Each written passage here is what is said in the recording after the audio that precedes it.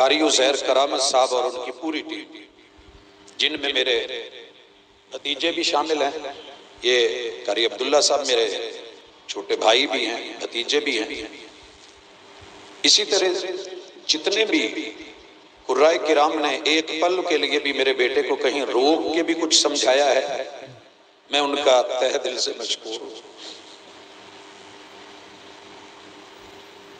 ये सफर मेरे लिए मुमकिन नहीं था, मुश्किल था, अल्लाह ने आसान किया।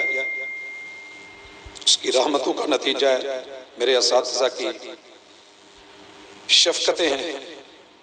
और मैंने कभी भी जिंदगी में उस्ताद की सख्ती को सख्ती नहीं माना। बेटे ने 2-4 मरतबा हालात से कह दिया कि मैंने इदारा चेंज करना है, वालिदा की सिफारिश भी थी। मैंने कहा नहीं बेटे, जहाँ शुरू करते हैं उस इदारे के अंदर रहते हैं। और ये मेरा जामे सनफिया का सफर है, मेरे लिए बहुत दूर था, लेकिन